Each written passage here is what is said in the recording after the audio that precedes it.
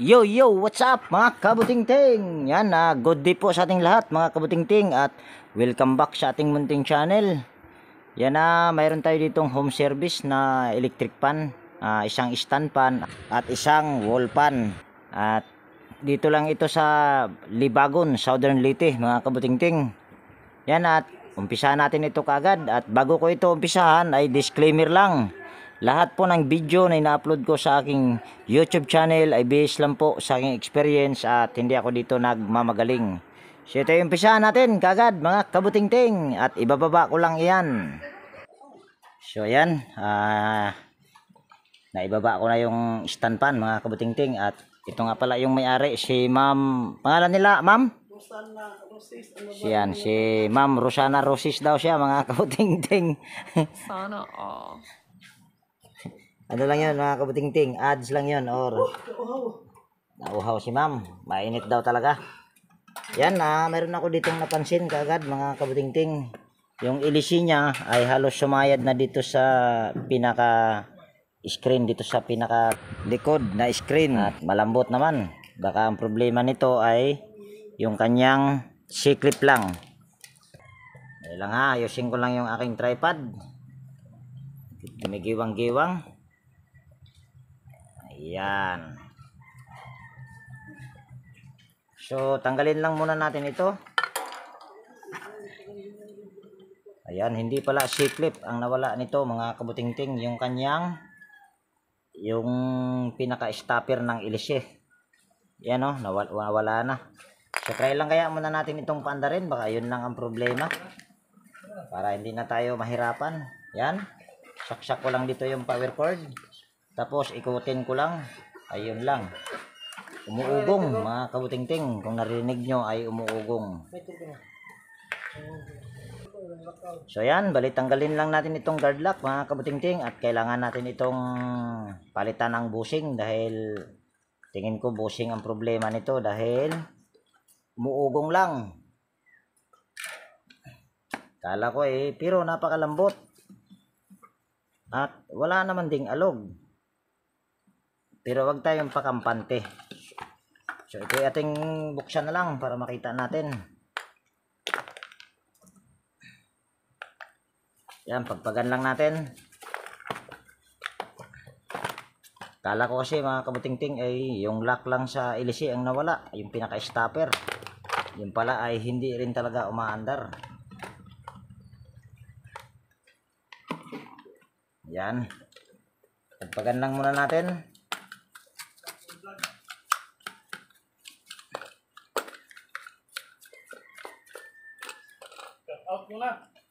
Shout out sa'yo, boss.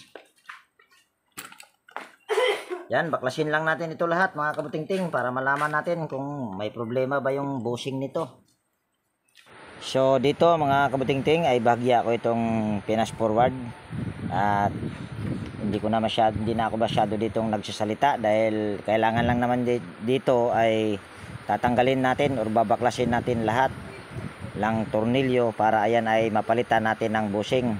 Yan, at kung bago ka nga pala na napadpad dito sa aking munting channel mga kabutingting, baka pwedeng paki-share at paki-like naman. At higit sa lahat, kung bago ka na napadpad dito sa aking munting channel, baka pwedeng hilingin ko na rin yung inyong pag-subscribe at pakipindot na rin yung notification bell at ilagay sa all para ma-notify ka pag mayroon akong mga bagong i-upload na video. Yan, wala po muna tayong shoutout ngayon, kaya shoutout sa inyong lahat. Yan, sa aking mga silent viewers, organic viewers, yan, mega love shoutout po sa inyong lahat. At sana po ay wag po kayong magsawa sa aking mga upload na video.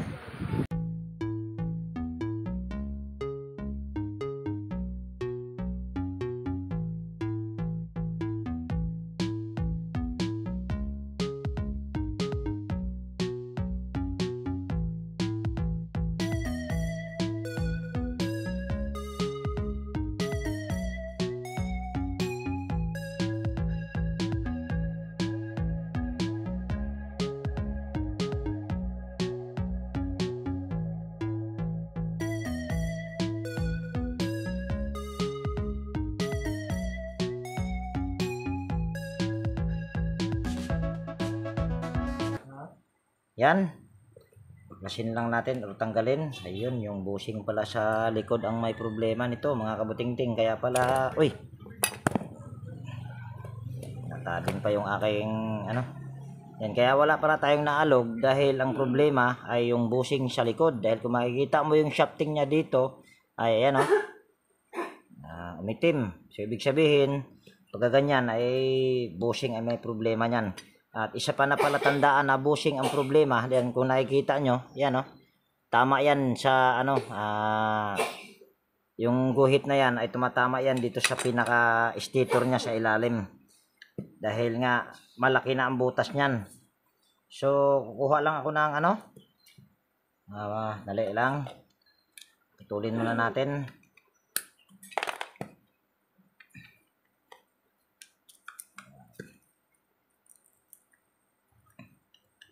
Tapos palusot lang natin ito. Tapos kailangan putol-putol pa yung mga niya. Kaputol-putol yung kanyang cable tie. So ito itatalian ko muna mga kabutingting. At yung pagtali niyan hindi ko na ipapakita. So ayan, bali natali ko na mga kabutingting. At hindi cable tie yung aking itinali dahil wala na akong cable tie. Pero mas maganda kung ganyan ang panali. Dahil ayan ay tatagal at hindi basta-basta napuputol. So kailangan lang natin tanggalin yung bushing. At kukuha muna ako ng flat screw para pangtanggal dyan or pangsungkit dyan sa lock mga kabutingting. Para yan ay ating mapalitan ng bushing.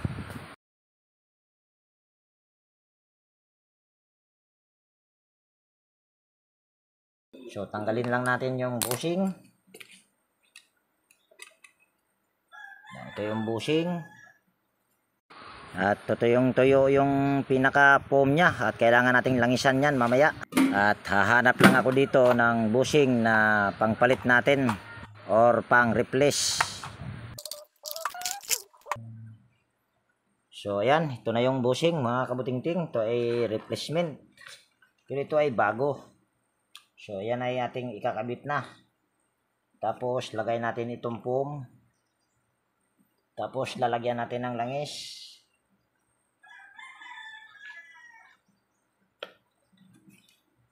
Tapos lagay natin itong lock.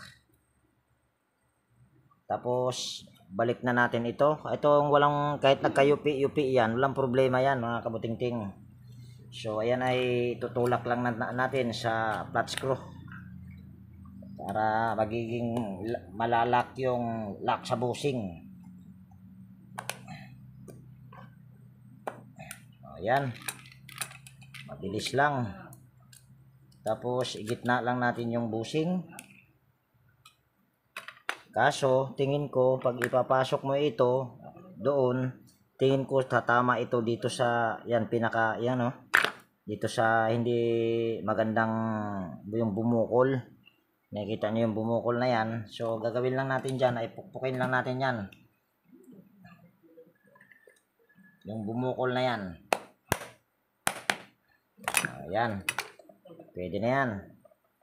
Tapos kuha lang tayo ng liha at lilihain natin yung shafting nya. At isa lang ang papalitan ko nito mga kabutingting, yung panlikod lang. Dahil kung pagbasihan ko yung shafting dito sa harap ay napakalinis at wala pang groove. So ito lang ang ating lilihain. Yan, kuha lang pula muna ako ng liha. So yan, ito na yung liha ko mga kabutingting. Tapos lilihain lang natin ng ganito. Paganyan, dapat hindi siya paganyan dahil pag ipaganyan mo tapos may groove, lalo lang lalalim. So dapat yung paglihan niyan ay paganito. At kung napapansin nyo mga kabutingting sa aking mga upload na video ay bibihira ako na nagpapalit ng shafting dahil mas natitibayan ako sa original na shafting kaysa sa replacement. Dahil ang replacement kasi ngayon para sa akin ay madali ring masira or madaling magkaroon siya ng groove. Hindi katulad ng mga sinauna ay talagang napakatibay nun. Oops, natabing na naman. So yan, kung nakita nyo ay napakakinis na ng shafting. So ito lilihain din natin o lilinisan para matanggal yung itim-itim.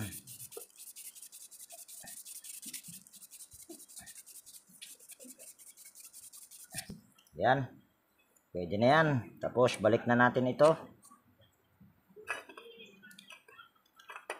Tapos parang sira din yata yung kanyang spacer. Yan, assemble lang muna natin. Tapos bago natin i-assemble ay lalangisan natin ito para yung ano dyan, yung kanyang foam ay mababasa. Ayan. Tapos ito, lagay natin ito dito sa likod.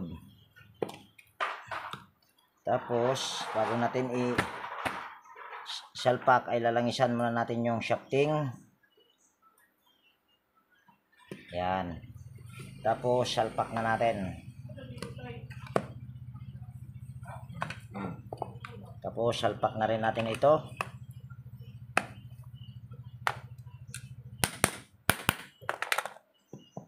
Ayan, okay na yan mga kabuting-ting. Kaso parang malaki yata yung kanyang space.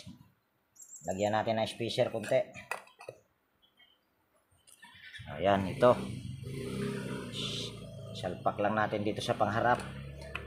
Tapos balik natin. Okay na yan. Sunod, balik na natin tong 4 na tornilyo. Actually mga kabuting-ting ay hapon na ngayon. Dahil hindi ako nakapag-vlog kanina doon sa aming area na pinuntahan. Doon kami kanina sa Kabalian, napakalayo. At hindi ako nakapag-vlog doon dahil pag marami kasi akong gawa ay hindi talaga ako nagba-vlog dahil nauubos ang oras. Actually ay pauwi na sana kami. Kaso may dinaanan ako. Yun nga, nagkita kami sa may-ari nito, yung lalaki. Hindi ko alam yung pangalan ng asawa ni Ma'am Rosana Roses. Kaya nagkita kami nito kaya napuntahan ko. Kaya ito ay matatawag na home service kasi sinadyang puntahan.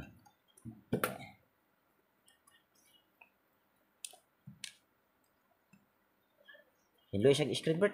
Kaya naman tali.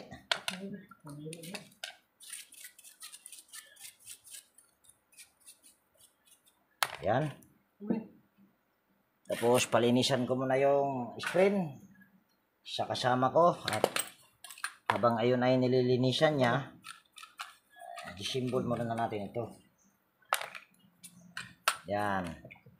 Higpitan lang natin tornilyo na ito. Tapos kabit lang natin yung tornilyo sa swing arm.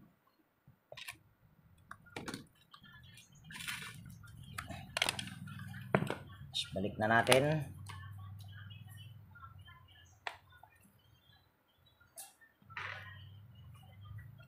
Oops, para yatang hindi magandang tornilyo ito Hindi nga. Saan may tornilyo nito? Palitan na lang natin yan. Para yatang kulang na yung tornilyo mga kabuting-ting Baka nagkalaglagan Bagay, wala naman problema yan dahil marami naman akong tornilyo.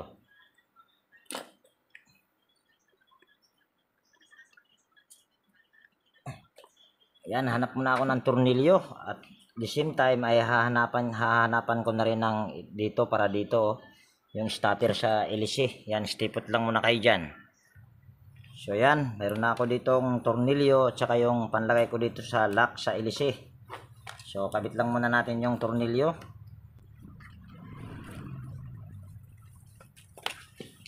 Tapos, saan ang screen? Lagay muna natin yung screen. At habang wala pa yung screen, ay lagay muna natin ito.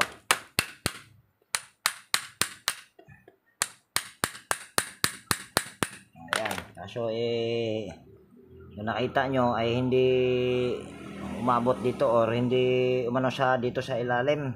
dito sa kabila mahaba rito, dito ay maiksi. Yan ay okay lang, wala namang problema yan. Ang importante lang ay mayroong lock yung para sa ilisi.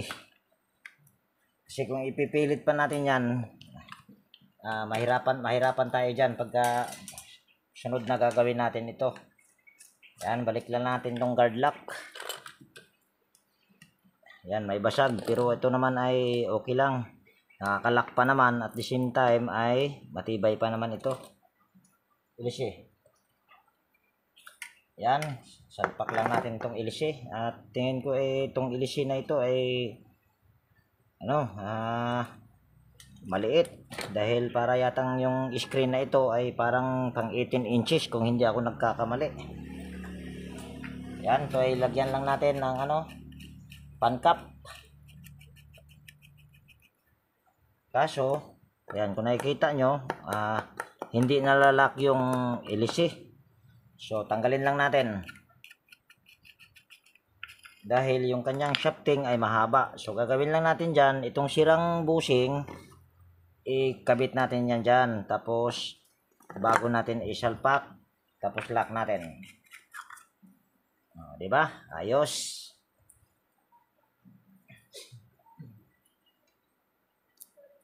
Tapos ito ay ating balik lang yung screen. At kung napansin nyo, hindi ko muna tinister or inilagay yung kanyang capacitor dito. At titignan muna natin kung ito ba ay iikot na or kung mabilis ba. Yan, saksak ko lang dito yung power cord.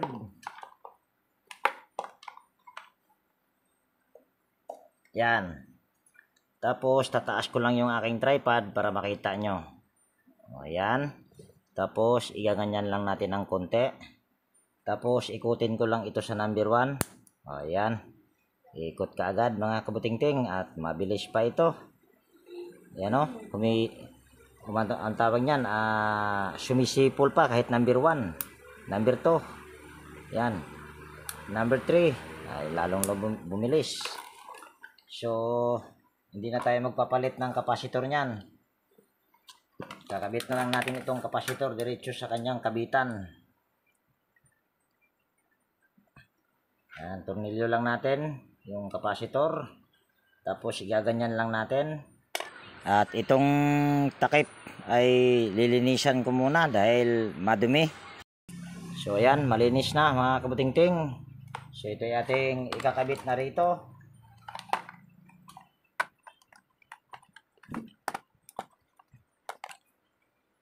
Yan. Tapos lagay na natin yung knob. Tsaka lagay na rin natin itong pinaka switch, handle switch or switch handle. Kaso yatang kulang ang tornilyo dito at wala akong tornilyo. Yan, pwede na yan. Sa bagay yan ay hindi naman malalaglag. Basta mayroon lang ito. At saka yung kanyang knob. So, kakabit ko lang doon sa pinaka-stand niya. Yan.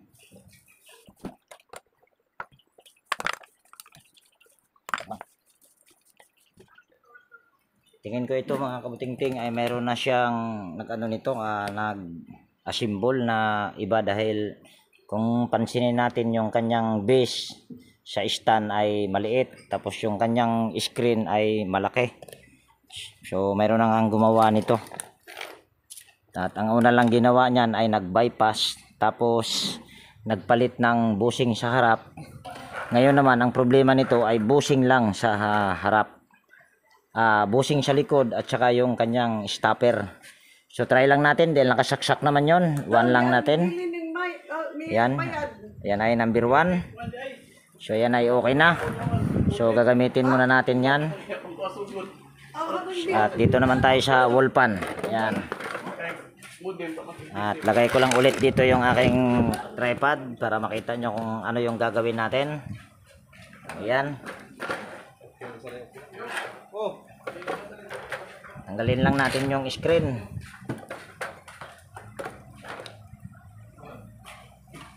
Napakalambot. Pero kahit malambot yan ay huwag tayong pakampante katulad nung kanina. Dahil yung kanina malambot din yon, pero nung isinaksak natin ay umugong na lang or hindi umikot. At kahit alugin nga natin yon ay wala siyang alog. Pero dahil wala siyang alog kanina, dahil nasa likod yung pinakasira na bushing. So pag ganun, dapat wag tayong pakampante. Yan, kahit wag na lang muna tayong gumamit ng tester. Ito ay ilagay lang natin sa number 1. Yan, kung nakikita nyo, naka number 1 yan. Tapos saksak ko lang dito yung power cord. Yan. Tapos silahin lang natin yung knob. Tapos patayin ko pala muna yung stand fan dahil nakasaksak. Ayan, sinaksak ko na dito yung power cord pero wala siyang ugong. Lagay natin sa number 2. Ayan, wala. Number 3, wala pa rin. O kahit ugong, wala. So, ito ay ating kailangang buksan.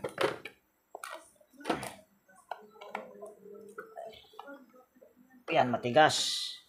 Mayroong binigay sa akin si Sir. Hindi ko na banggitin kung sino nagbigay. Yung kasama doon sa nagbigay sa akin ng tabernacle, may binigay sa akin para dito sa pantanggal ng knob. So, itatry natin ngayon. Kung ngayon ba ay effective. So, ayan. Ito yun. Talagang nag-DIY si Sir para sa knob. So, tatry natin ngayon kung ito ba ay magandang gamitin. Yan. Shout out nga pala sa iyo, Sir. At hindi ko muna banggitin yung pangalan nyo ngayon dahil baka mamaya ay magalit kayo sa akin. Kaya pasensya na po. Ayan. Try natin kung ito ba ay magandang gamitin. Dahil sa mga matitigas, medyo maganda nga siguro ito pag matitigas. Yung matigas, bunutin.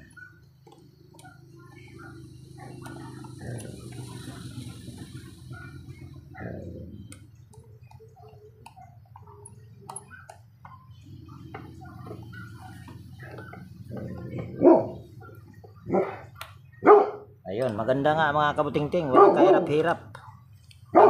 Tanggal agad yung yung knob. Mukhang maganda nga gamitin. Yan, Sir, maraming salamat po dito sa DIY nyo na binigay sa akin pantanggal ng knob. Magandang gamitin ito. Okay na yan. Nagamit na. Sunod ay tanggalin natin yung tornilyo na ito. Sana magawa din natin ito.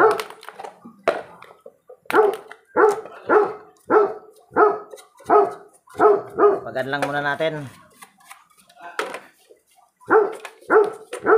Ito mga kabutingting ay ito, kung nakikita nyo parang tanso yung kulay ng rewind, pero ayan ay hindi tanso.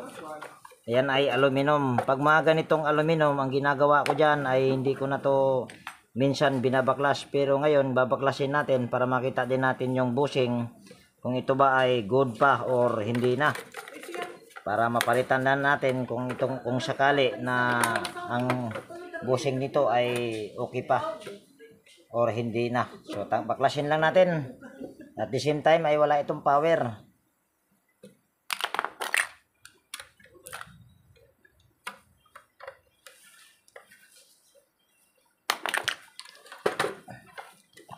Yan, tanggalin lang natin tong 4 na tornilyo. Kaso baka mabasag, tanggalin na lang muna natin itong 4 na tornilyo sa cover sa motor. Ito, yung takip ng kulay puti.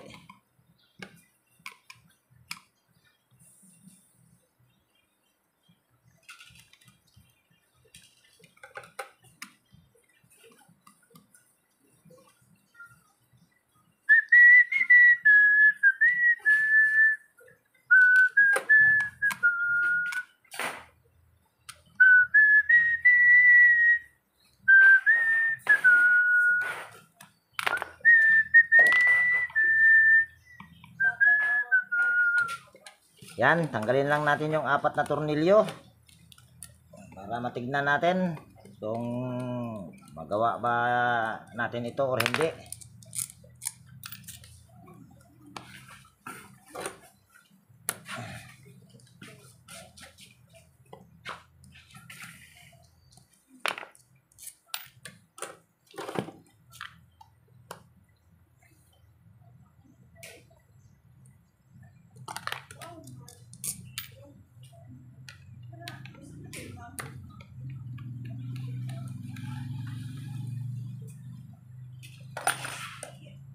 Gamitin muna natin yung wool pan, stand pan. Ayan, mainit. Unsa na ma'am? Balik na ho.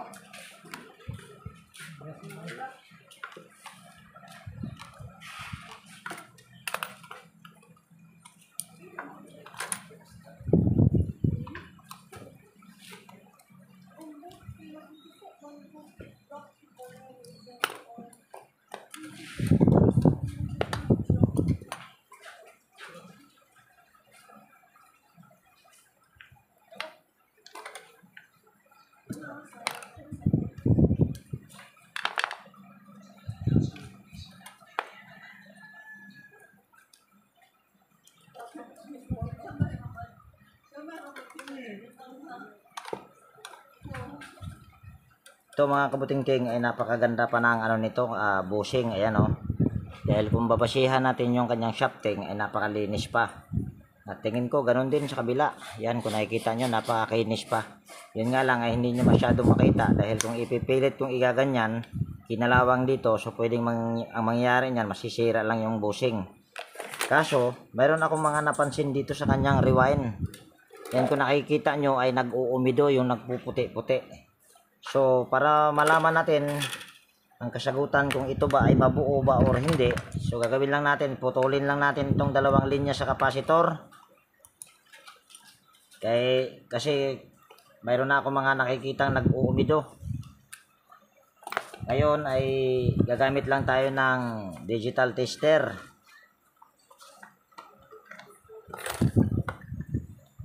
Ito kasi ay aluminum kasi ito mga kabuting-ting. Pag titingnan mo siya sa panlabas ay tanso, pero pag yung kiskisin yan ay aluminum yan. So yan, bali sinit ko lang yan sa UL. Tapos testerin lang natin yung dalawang linya sa kapasitor. At sisilipin ko muna dito kung kita ba sa tester. Ang problema eh masilaw. O ganyan, kitang kita sa mata. Ayan, tapos tester lang natin yung dalawang linya. Yan, wala tayong nare-reading. So, ibig sabihin, motor ang problema nitong isa dahil sabi ko nga, ay mayroon siya mga nag-uumido. Ayan, oh. Ayan. Pero pag mga ganyan, oh, ayan, marami. At mayroon pa. At pag mga ganito, ay hindi ko na pagtyagaan yan dahil maubos lang yung oras ko dyan at napakamura lang na singil ko. So, hindi ko na magagawa yan. Pero, kausapin ko muna yung may-ari. Mayroon akong motor doon. Baka sakaling buo yun. Kung papayag siya na salpakan ng ibang motor. Pero ayun ay aluminum lang din. Yan, stipot lang muna kayo dyan at kausapin ko yung may-ari muna. So ayan mga kabuting-ting, wala tayong magawa dito dahil wala din budget si Ma'am Rosana Roses. Kaway-kaway dyan. Ma'am Rosana. Yan, nabali isa lang muna yung nagawa natin ngayon mga kabuting-ting. Itong stand pan lang na ang problema ay yung kanyang bushing at saka yung stopper sa LC. Ito kasi ay wala pa daw budget si Ma'am Rosana. So ito ay babalikan lang siguro kung ito ay pasalpakan niya ng motor. Dahil ang mahal kasi ng motor dito sa amin, ang rewind dito sa amin mga kabuting-ting ay 395. Rewind lang yun ha. At malaki ang pagkakaiba noon sa Maynila kasi sa Maynila medyo mababa lang. So ayan ma'am, yan lang muna yan ma'am ha, isa. So ayan mga kabuting-ting, narinig nyo naman na ito lang daw muna ang ipapagawa ng muna dahil ito kasing isa ay may problema din yung motor. So dito ko natapusin yung video natin sa araw na ito mga kabuting-ting. At kung nagustuhan mo itong video, baka pwedeng palike at pakishare. At higit sa lahat, kung bago ka na napadpad dito sa aking munting channel, baka pwedeng pasubscribe naman dyan. At pakipindot na rin yung notification bell at ilagay sa all para ma-notify ka pag mayroon akong mga bagong i-upload na video.